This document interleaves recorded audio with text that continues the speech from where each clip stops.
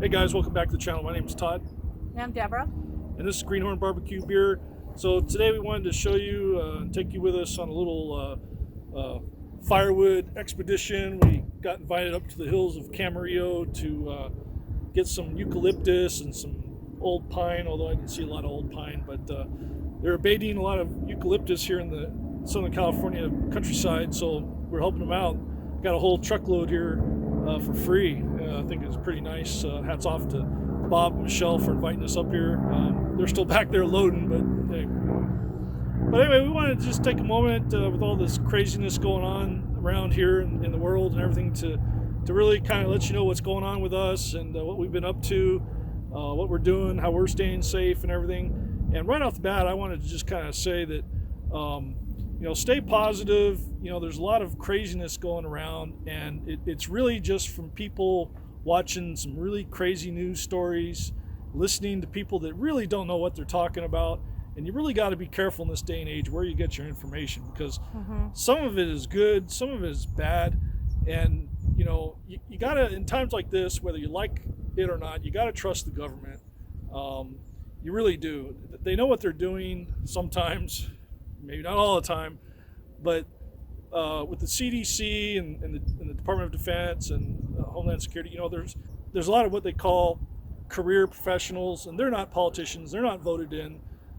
They have their jobs because they've chosen that as a career, and they're really in it to help us out. So really, take your trust in those guys, and listen to what your local authorities are telling you about what you should be doing.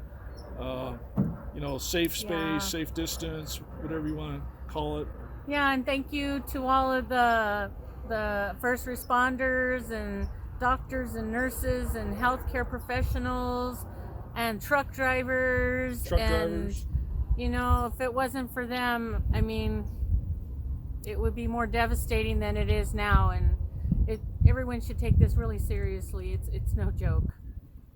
If on the way out of the house, we came to get wood and we're going straight home, but I see a group of guys playing basketball, and it's like they don't take it seriously, like it's a joke. I see groups of kids running around like they're on a holiday. It's no one knows 100% how this disease is transmitted, and that should tell you to heed all the warnings about keeping your social distance, cleaning your hands, don't touch in your face, wipe down door handles.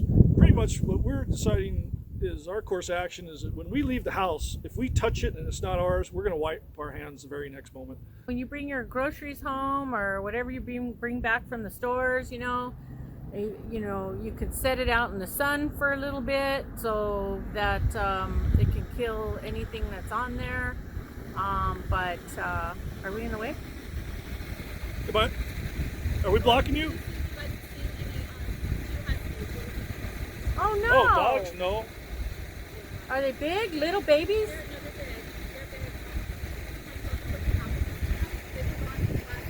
Okay, hold on a second. I'm recording. Why don't you just say your phone number?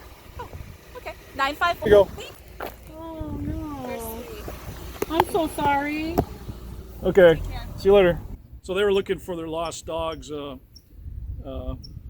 huskies. Not very many places you can go up here in the hills of Camarillo. They're probably eating avocados somewhere.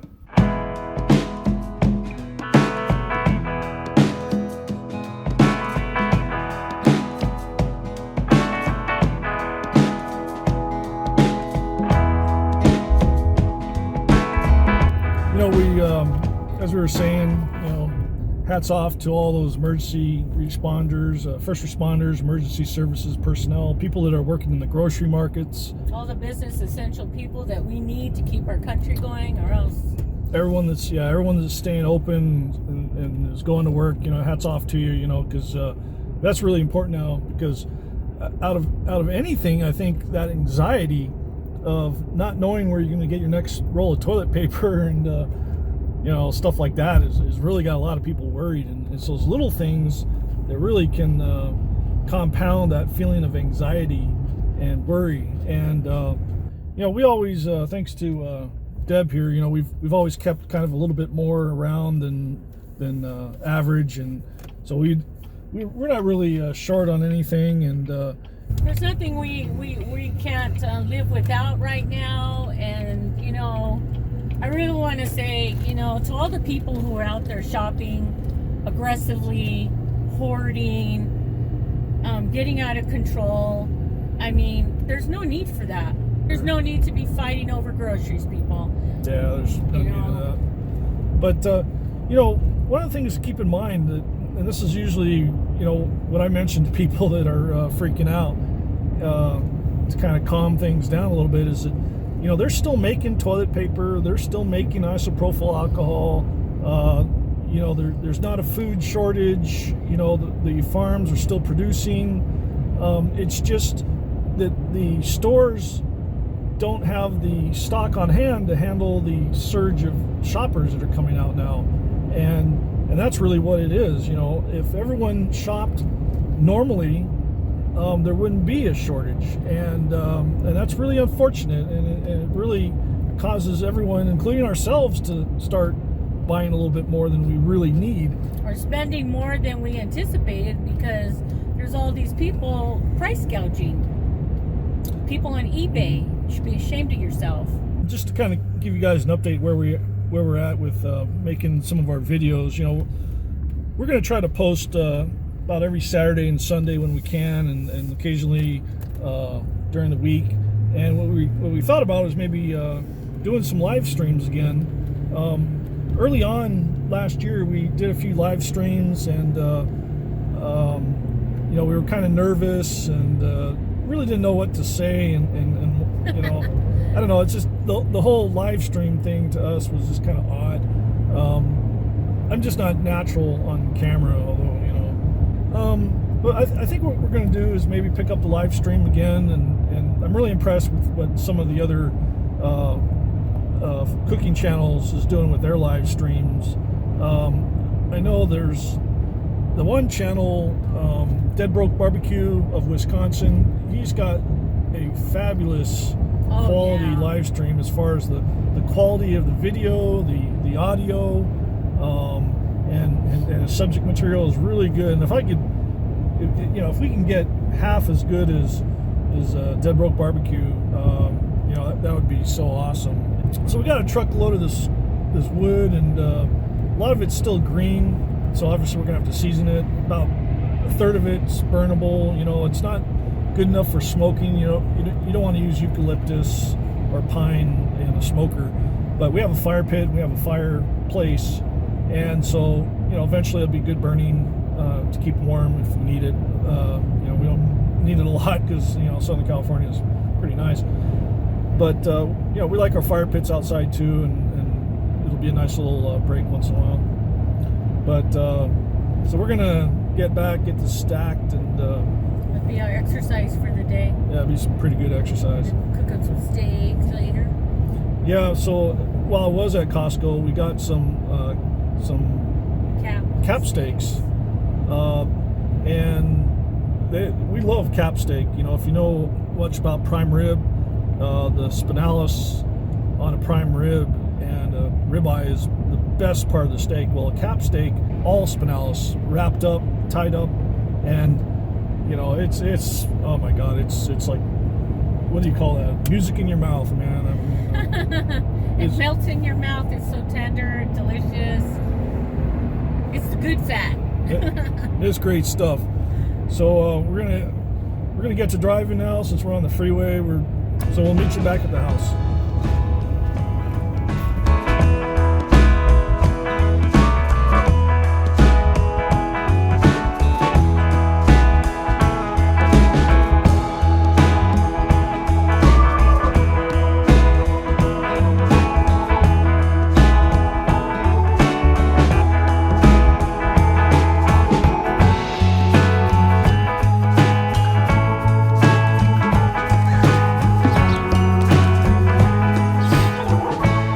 So, you know, one of the forgotten parts of the workforce is Department of Defense. You know, there's a lot of ongoing Department of Defense projects and whatnot, and there's a lot of people, including our active duty military, that are quarantined on ships. just for the sake of keeping the force sanitized, or ready to fight. There's a lot of civilian and contractor personnel that still have to go to work every day. I know I'm one of them, and so just from one fellow government worker to another, my hats are off to you. There you go. And we'll see you on Monday morning.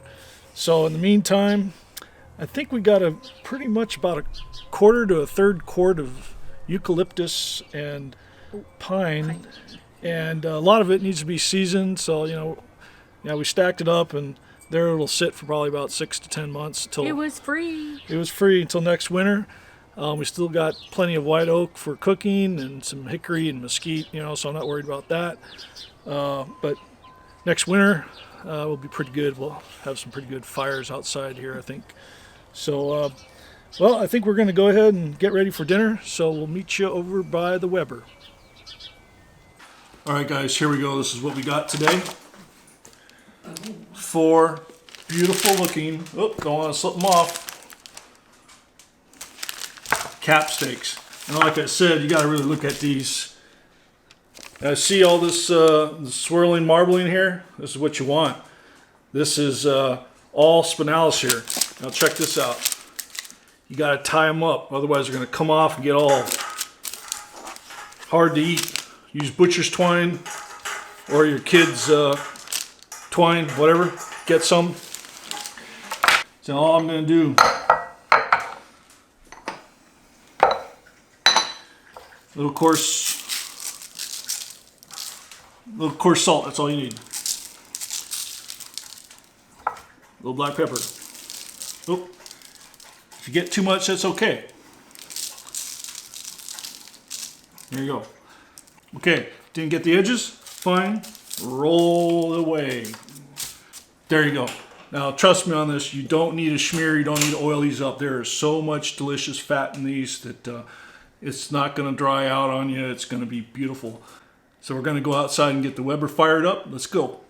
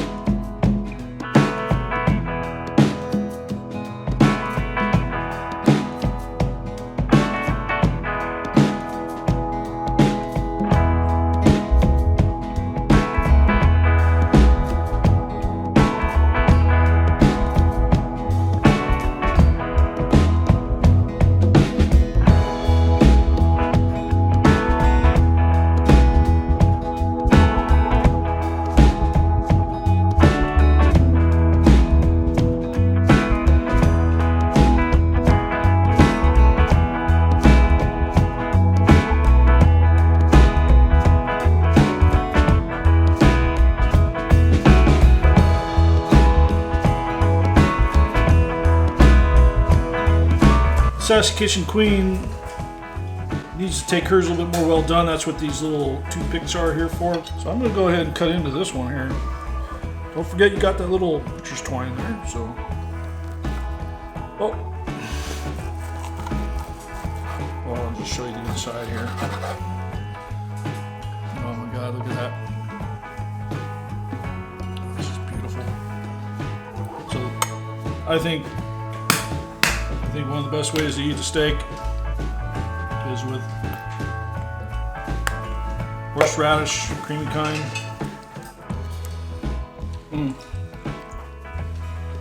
Oh my God. Babe? Yeah. So let me tell you guys,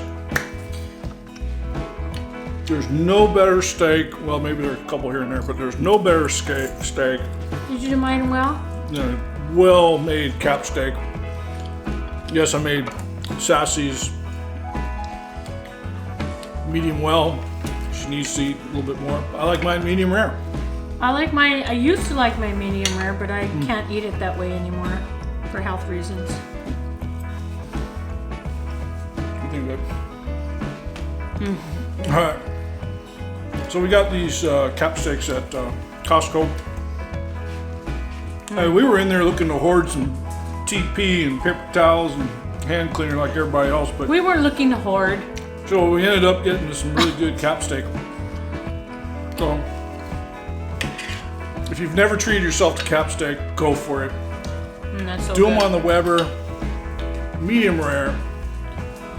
Get a little of that butter, garlic, rosemary right after you flip them for the first time. Oh my God. Delicious. That was like an orgasm in your mouth, let me tell you. All right, guys. Tenderoni. So, thanks for watching, guys. Remember, be safe out there. Treat each other nicely. This is all going to be over sooner than you think. We're going to come out of this at the other end better people and better backyard barbecuers. So, folks, if you like this video, please hit that subscribe button and tap that bell so you don't miss a thing.